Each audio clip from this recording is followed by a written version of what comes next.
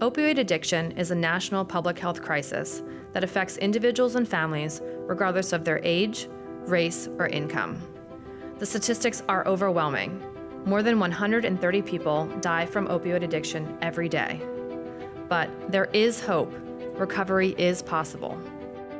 The information contained in this podcast is solely for informational purposes and should not replace advice from a medical provider when making healthcare decisions. This podcast contains opinionated content and may not reflect the opinions of any organizations this podcast is affiliated with. Nothing discussed in this podcast shall constitute or should be construed as endorsement by the Independence Blue Cross Foundation or Independence Blue Cross, LLC, of any product or service discussed herein. We will discuss opioid use and opioid treatment, which may be triggering for some listeners. Listener discretion is advised. If you or someone you know is suffering from opioid addiction, please visit ibxfoundation.org/SYK. The link is in our show notes below. On this episode, we discuss the turning point that inspired Kellen's recovery, the pivotal role connection has played in that journey, especially with family, the doctor that introduced Kellen to running, and how it's led him to multiple 100-plus mile runs, as well as participating in at least one marathon a month in 2024. A peek into how Cass is feeling about her own first race at this year's Independence Blue Cross Broad Street Run, and the impact of social media to connect with and grow a community like this. Today, the Recovery Run Club meets monthly and is for anyone on the recovery journey, as well as a place where loved ones and allies can show up and participate too. To learn more about this organization after the episode, check out Recovery Run Club on Instagram. I'm your host, Heather Major, and this is Someone You Know. So Cass and Kellen, thanks so much for joining us today. We're thrilled to have you. Really inspired by your story, and I think we really want your voice and your message to carry in our podcast. We're really sort of talking about two different journeys and how you've managed to combine those as a couple, certainly with running and the recovery journey. And then, you have this great social media platform that, you're helping to both promote who you are and what you stand for. Thrilled to have you. Can't wait to talk about connectedness with you today. I mentioned that I'm a runner, but I want to hear from both of you how you would define yourselves as runners. I would say I am a new runner. Okay. I'm still trying to experience that runner's high everybody speaks of. I am trying to. I haven't experienced it yet, but I know it's around the corner for me, so I'm just kind of diving in. I really started by going to my husband's run clubs and creating community there, so a nice 5K I got. Anything past that is definitely a challenge, but we're getting there. 5Ks are actually my least favorite race. Too fast, too short, too much pressure, not enough time to process it. I'm like a long distance, Oh, nobody said anything about a fast 5K. Okay, I just can run a 5K. The distance. Okay. You're talking about the distance. Yes, Got you. A 5K is race is relevant. definitely painful. Yeah. That's for sure. Yeah. How about you, Kellen? Yeah, so I have raced in every distance from the 5K to the 100-mile distance, so I would consider myself fully indulged in the running scene and like that running lifestyle. I am currently training for the Boston Marathon, and my goal is to run sub 2:35. So that's incredible. A lot of hard work going into that right now. For sure. What's your best marathon time yet? My current PR is 2 hours, 42 minutes, and 21 seconds. I ran that right here in Philadelphia. That's awesome. What was the race you qualified for? That was my qualifying Philly? race. Yep. Amazing. Yeah. I ran Boston. Okay. It's an experience of a lifetime. I can't wait. It was my last and final long distance run. I ran it the year after the Boston bombing. Oh, wow. So it was super meaningful. And having been there to support friends and loved ones who had either qualified for that race or had fundraised for that race, it was really something. I'm sure that had been very We'll have emotional. a conversation very soon after Patriots Day to find out what you thought of it, because that's phenomenal. So congrats on that. That's a huge accomplishment. Thank you. And you're going to have a blast. For sure. I can't Cass, are wait. you joining? Are you going to I Boston? will be there to watch and support as always. That's and I awesome. love getting to experience different races actually as a supporter. And I always say which ones are my favorite. So I'm very excited for Boston. And obviously our daughter will be there too. So we're Yeah. excited to see him cross the finish line. That's fantastic. Oh my gosh, you give me chills just thinking about it. Let's talk about the Independence Blue Cross Broad Street run. Who's running and who's not running? Yeah, so I'm taking a seat on the sideline this year. I'll be taking care of our daughter Wild, and we'll be cheering Cass on as she takes on the race. I have had the Independence Blue Cross Broad Street Run on my Philly bucket list for so many years of just something to do in my lifetime. And I feel like every Philadelphian also probably has it on their bucket list. And as I'm in my postpartum journey and trying to find myself again and kind of, as they say, get your pink back, I thought, why not enter the lottery and see if it's meant to be? And I got that email that said I was selected. So it's clearly meant to be. And I am going to be doing the Broad Street Run for the first time this year. Very nervous, excited, all of the things. Honestly, we can't wait to be out there cheering you on and supporting you. And you're going to have a fantastic time. There's really nothing like crossing that finish line for the first time. I'm excited to kind of feel the energy that Kellen has always talked about, like the Philadelphia energy as you run it. And I feel that energy already through an online perspective. So I'm excited to feel it in person. Kind of have like my own Super Bowl parade of, you know. It does feel that way. Yeah. It doesn't feel like you're running with 10,000 other people. It feels like Exactly. you're running your race and everybody's cheering for you. Well, let's talk about how you got to this place of being an ultra marathoner, because that 100-mile distance is no joke. So, Kellen, let's talk about how we got to the point of starting a run club and what led up to that. Yeah, so when I was 14 years old, I used prescription opioids for the first time. They were given to me by a friend of mine's mother, and that started the snowball effect of just a nasty experience with addiction. And that followed me through my adolescence, through high school, into college, and then through my adult life, really, up until I was 27. In that time period between 14 and 27, I went to a handful of treatment facilities. The first time I went to treatment was in Erie, New York. It was just outside of Buffalo, and it was a detox, and it was like that first eye-opening experience that, like, I have a disease. And it was like the first time I got the idea that, like, maybe this was something that I was going to have to deal with for the rest of my life. And being 19 years old, that's not something that you want to hear. So at that point in time, I just wasn't ready to call it quits. I actually only lasted like 12 hours in that treatment facility. And I signed myself out and was like, no, I got this, even though it was February in Buffalo and I had literally nowhere to go. Luckily, my brother was walking through the doors as I was walking out, and he was like, dude, what are you doing? Where are you going? And I came up with like some lie. And thankfully, he was like, okay, we'll do this at my house. And he had no idea what he was getting himself into at that time. Like I said, that was the start of recovery for me. That first summer I got involved with some self-help groups, and I had like my first 6 months of sobriety. But the entire time I had like this feeling of wanting to use.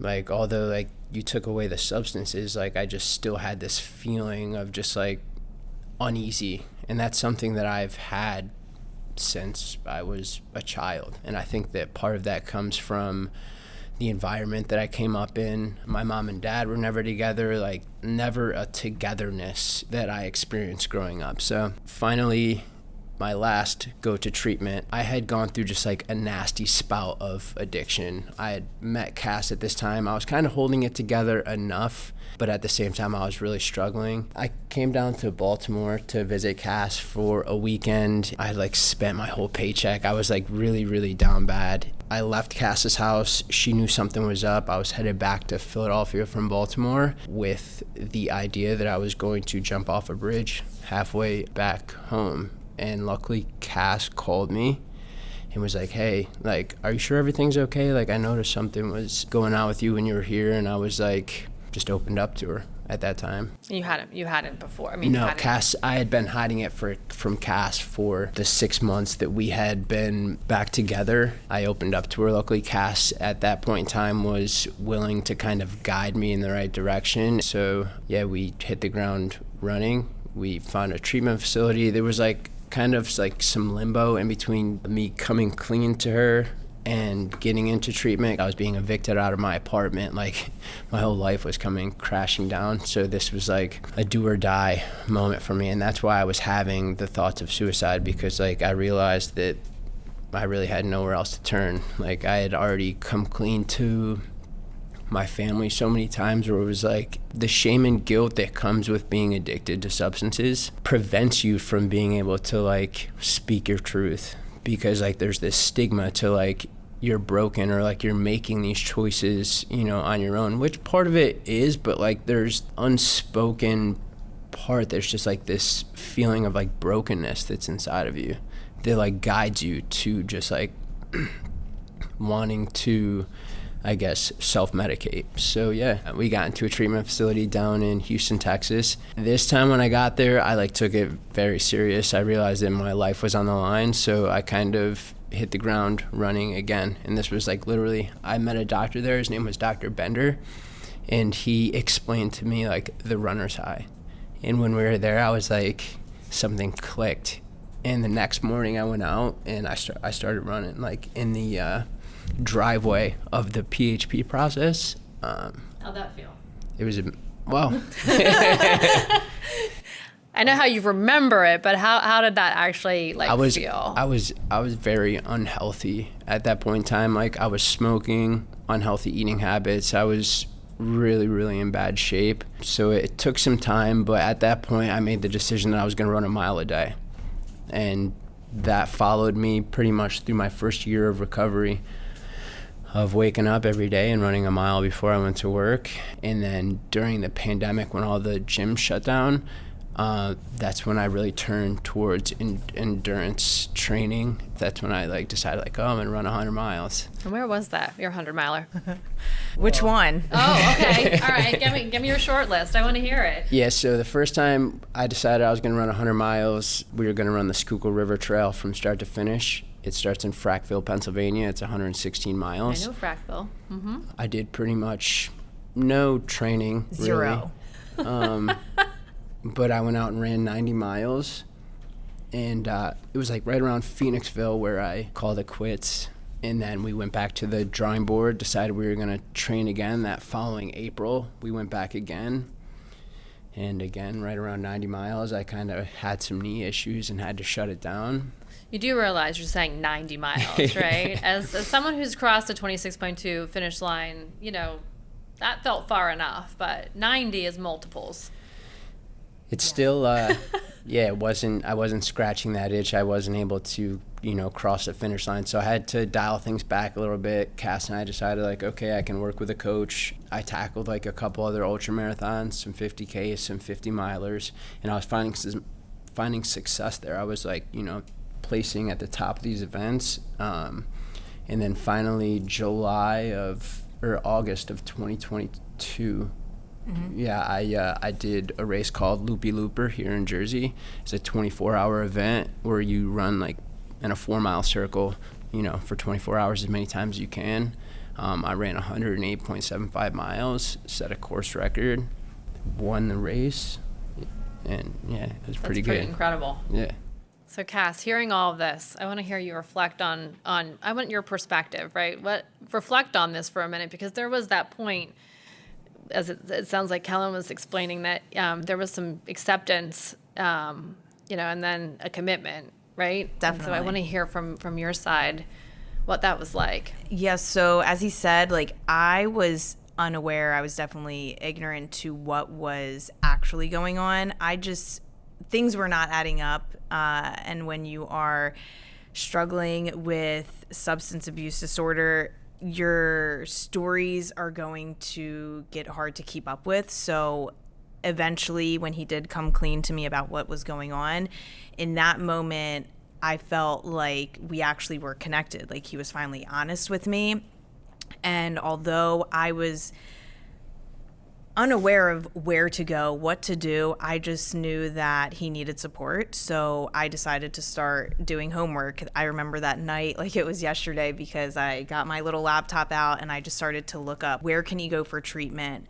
What do I do as his support system? Although I wasn't struggling with any substance abuse disorder, I did like to go out and party with friends and have that like early 20s fun lifestyle.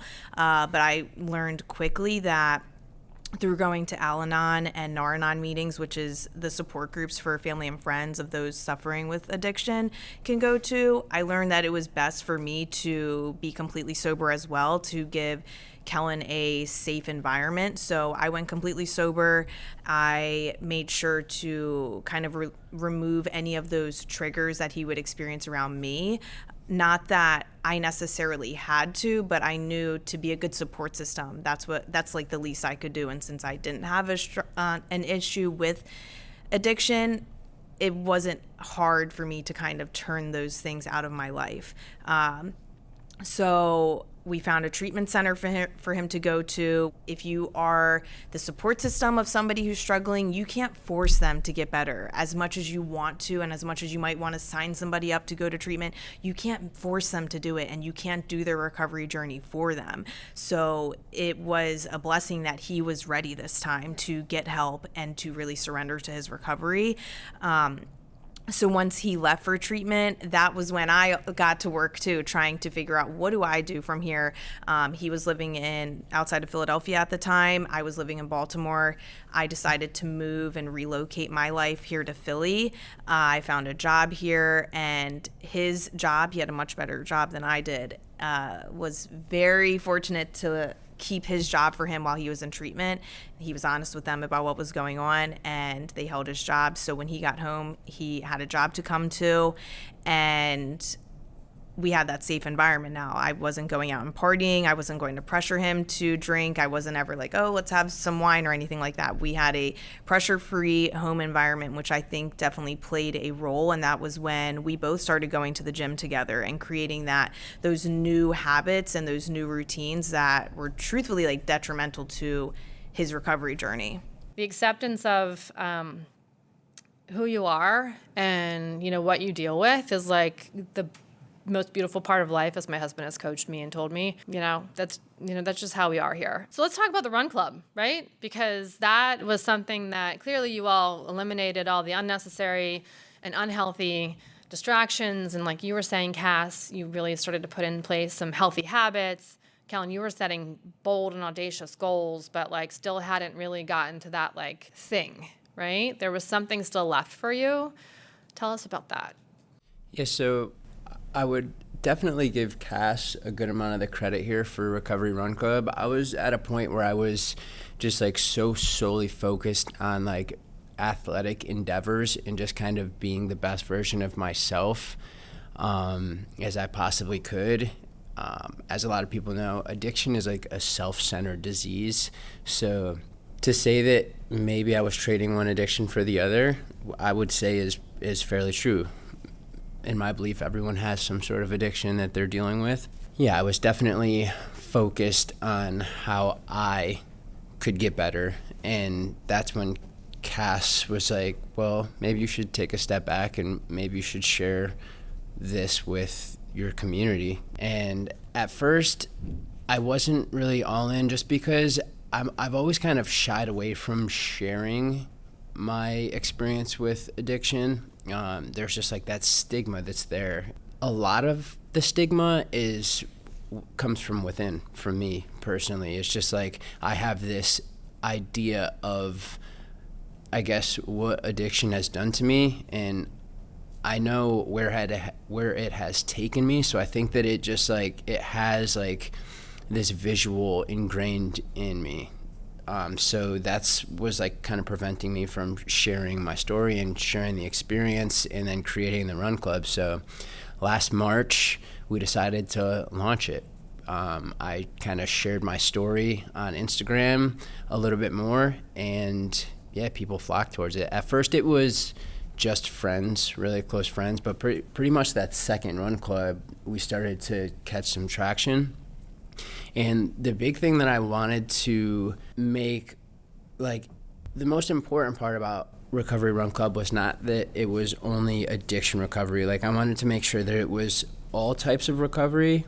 I wanted to make sure that allies were welcome. Whatever your story is, Recovery Run Club is a space where you can come, you can share your experience, and you won't be judged.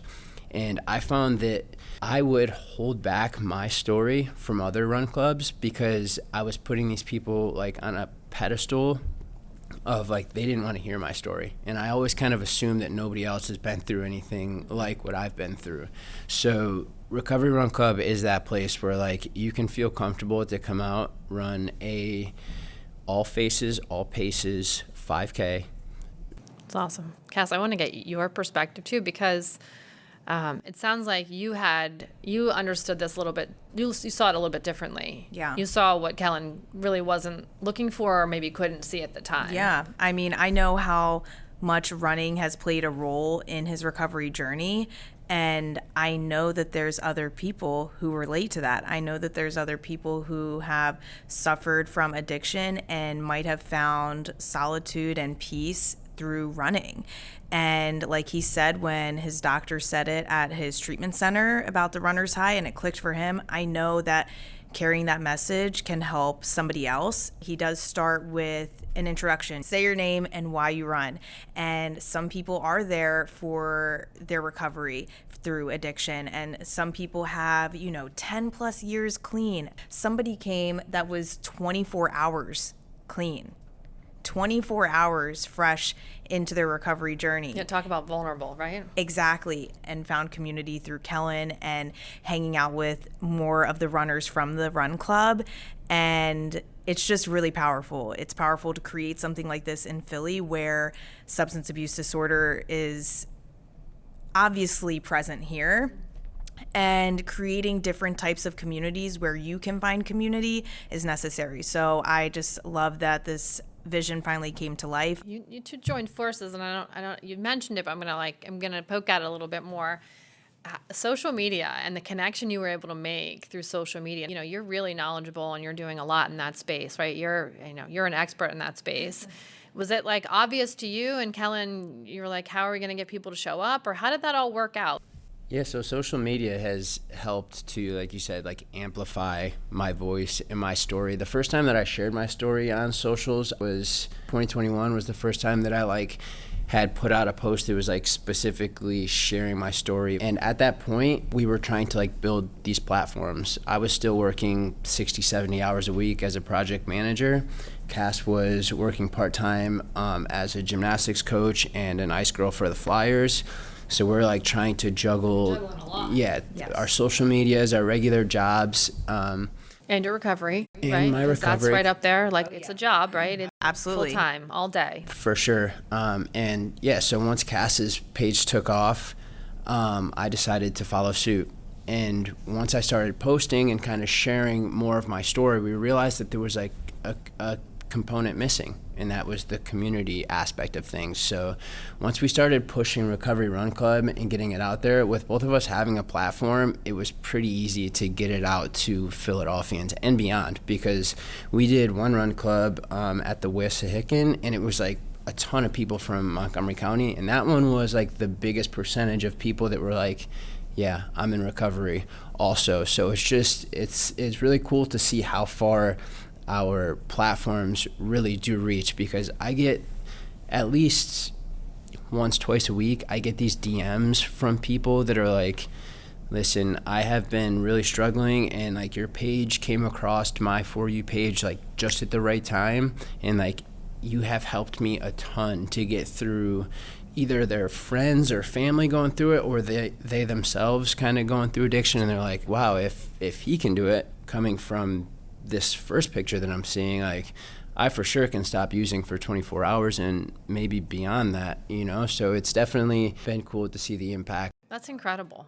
You can really connect and find the right people and share your message and build your own community there. That's not to say that you won't have some negativity with that. With good, there's bad, but the messages that we do receive that are outpouring love and that we've helped them in their journey. And like he said, he gets a variety of different messages, but I also get a lot of messages from the people that are their support systems. And even at the Run Club, we had somebody come out from Montgomery County with her child, and unfortunately her baby's father passed away from his addiction, and she needed that community. And that day that she was there, she wanted to honor him in a way and have her son be a part of that because he's pretty young, and travel from out in the suburbs all the way to the city on a Saturday morning at 9 a.m. and to be there, it means a lot. That's incredible. Yeah. Complete strangers, but connected through, through social media, through, who you are as amazing people, obviously. And through this like bigger community that I think if you were to put a number on it, I think people would be just astonished how many people there are who have been touched by someone's addiction. Yeah, it is. So any setbacks along the way? Because I think one of the things that I read, Kellen, about you, and it was a really great quote, and I'm not going to get it perfect, was that this is a lot for you about progress that is tangible, it's happening, versus recovery, that doesn't tend to be linear. There's still a lot of uncertainties, self-doubt, et cetera. But, tell us about some of the setbacks that you think you've experienced along the way. It's not constantly an upward journey. Like, there's a lot of different setbacks that you can experience along the way.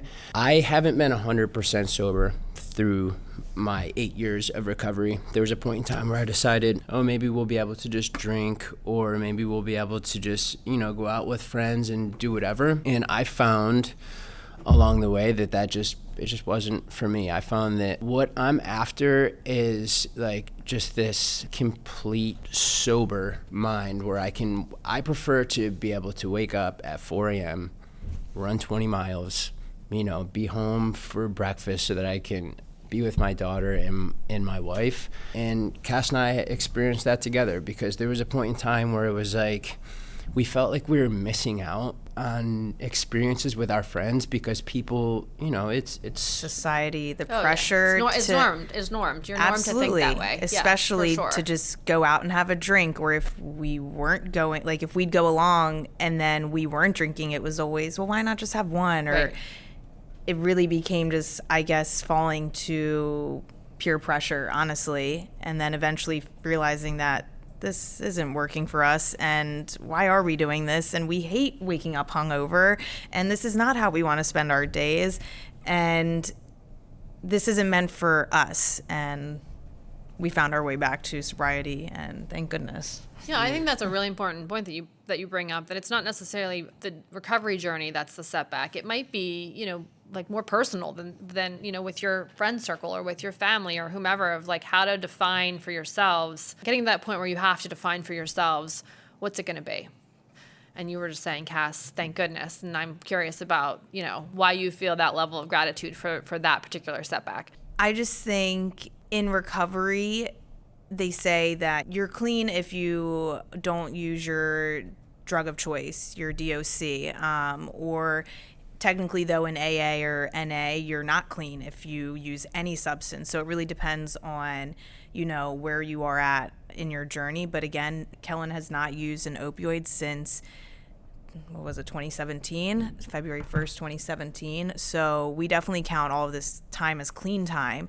But being Americans and how popular drinking is, and us still having friends that drink, and maybe not party as much as our other friends used to, that we definitely needed to change our circles. Like changing your circles, your people, places, things is definitely a crucial part of your recovery. But even when you create new friends and new circles, in this day and age, it's pretty normal for people to still be going out and having a drink or two. So eventually us, saying, oh, well, we can do that. And then finally realizing that this is just not us. And I think we're just doing it to fit in, was nice for us to do together, and to again kind of realize that together, that we are connected. And then maybe it's just not meant to be for us to even go out to the bars if we're always going to feel that constant pressure. And since then, though, I will say non-alcoholics have become very popular. Very so popular. you can really, right. You can have a good time. Yes, you can actually find non-alcoholics pretty much at like every bar or restaurant. So that's honestly been a breath of fresh air. But earlier in his recovery journey, it still was very taboo to find a non-alcoholic, and definitely not in a can or anything like that that would similarly look to an alcoholic beverage, which if you are in the recovery community, you don't want to feel different from anybody else in a social setting. So I think just realizing again that we are on the same page and we don't need to do this and this isn't meant for us, and having each other through that has been really nice. You guys are solid on planning. You know what I Right. mean? Like, you have a plan. Like, It might take us a little bit of time though to get to that plan, because That's then okay. you You know, get we there though, deviated. right? Yeah. We deviated Yeah. from the plan after like a couple years of being sober, and then made our way back to the plan because we were like, "This, what are we doing here?" Yeah. To piggyback off of, the non-alcoholic things, Recovery Run Club did host our first two Eagles tailgates down at the link, so it gave people, That's awesome. sober people or sober curious people, a space to come to tailgate and have a good time and play catch with the football, eat some good food, have some non-alcoholics if that's your thing, and kind of give you a safe space to tailgate, because it's a very heavy drinking environment. Sure. So we were like, there has to be other sober Birds fans, and sure enough there are, and we hope to grow that in the future too. That was just kind of like a random idea that we were like, you know what, we love tailgating, but obviously without the alcohol, so why not see if there's anybody else that wants to too. I And think we that's tremendous. brought a bunch of mocktails, a bunch of food, and just anyone was welcome. We met some people that we had, and it was a good time. That's awesome. I didn't realize that. That's really cool. Yeah. So you might see some more sober tailgates from us in the next season. go Birds. Yeah, I hope so. Oh gosh, is this where I'm allowed to tell them I'm not a Birds fan? That's okay. We don't judge. Like me anyway, please. So you've mentioned your daughter a couple times, and as a mom, when what you were saying earlier, Kellen and Cass, about your relationship, and you were saying about wanting to be home after a 20-mile run, which a lot of people don't say that part, but getting up early, getting in your self-care, coming back, being with your wife, being with your daughter, how has that made you think differently about the influence you want to have on the next generation? We just got done talking about a really cool concept that I think, for 20-somethings, is something to think about, right? Absolutely. Even for 40-somethings, right? I can't, at this age, handle a hangover, nor do I want a hangover. So what are your thoughts on influencing the next generation? I mean, I think that having a daughter and seeing her grow and being able to be like the role model that I didn't have has definitely opened my mind to being a role model to kind of everybody, and that's kind of plays into why I post the things I post on social media. I know that a big part of my demographic that I'm reaching are like the 20-some kids that are just getting into fitness. I get a lot of college-age kids that are reaching out to me, asking me things about running and lifting weights, and I think it's great that kids at the college level are starting to lean more towards physical activity outside of kind of just the Partying. Drinking frat house thing, because when I was 20-something, I had no plans on going for a run, lifting any weights. I was in a very dark place. So I think that it's important for me to continue to kind of just lead by example, and hopefully more people will find recovery, or just, I guess, a sober way of living, and piggyback off of that. Yeah, and you obviously have a great connection and partner in doing that. Cass, what about you? Yeah, I just agree that in our 20s, it was more, and definitely in our teens, partying has always been glorified, and to see how much now wellness has been glorified. I don't know if people want to say it's trendy or whatever it is. I love to see it, whether that is run clubs becoming a social norm activity to go do with your friends, or whether that's Pilates, or whatever the new thing is to take off and kind of inspire people to pour into their wellness and their well-being, I love to see it, and I love to advocate for that. Same with non-alcoholics, knowing that you don't have to go out and drink if you don't want to, and knowing that we normalize that in our household, so you can normalize it for yourself too, and just kind of being open and transparent about that, because I think we didn't have that influence on us. It was more so the opposite influence of everybody's posting and sharing about them partying and going out and being hungover, and it being the norm for them. And I then thought that I was not normal for not wanting to do those things.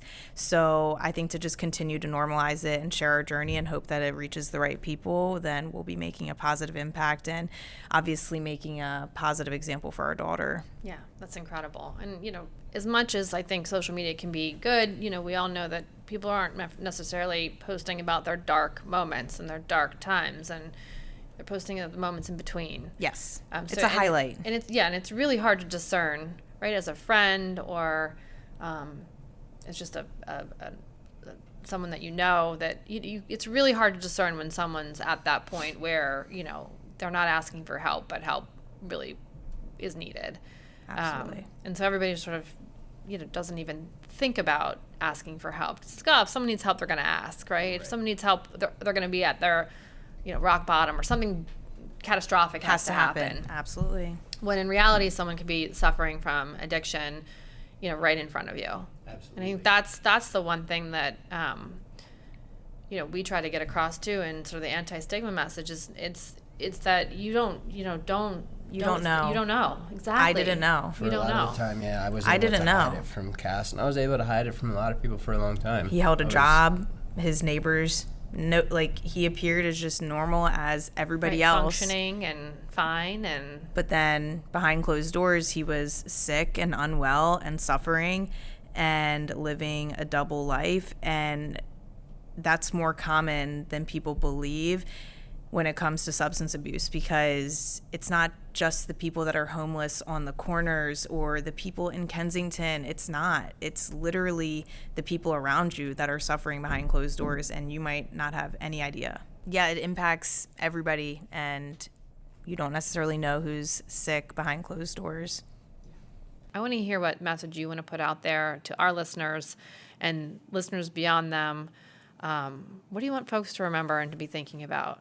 The big message from me would be to ask for help, to set your ego aside. That was a big problem of mine, is that I was allowing my ego to get in the way of me getting better. I was letting the shame and the guilt and the stigma around addiction kind of control and really just drive my life into the ground.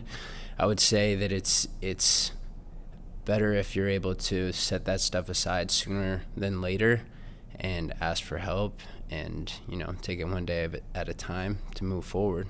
And just like what they say in running, you got to run 1 mile at a time. Exactly. You don't get to that finish line without running each mile, right? One step at a time. That's right. It's one really foot in true. front of the other. It's true. Every day. How about you, Cass? Similar to him saying that there's shame and guilt, there's shame and guilt with being the support system as well. And to make sure that you find yourself, your own community, whether that is going to Al-Anon and Nar-Anon meetings, but making sure that you are also reaching out for help and the right support so that you can in return be a good support system to your loved one that's suffering from addiction. It's not easy for the support system, just like it's not easy for the person who is sick and suffering.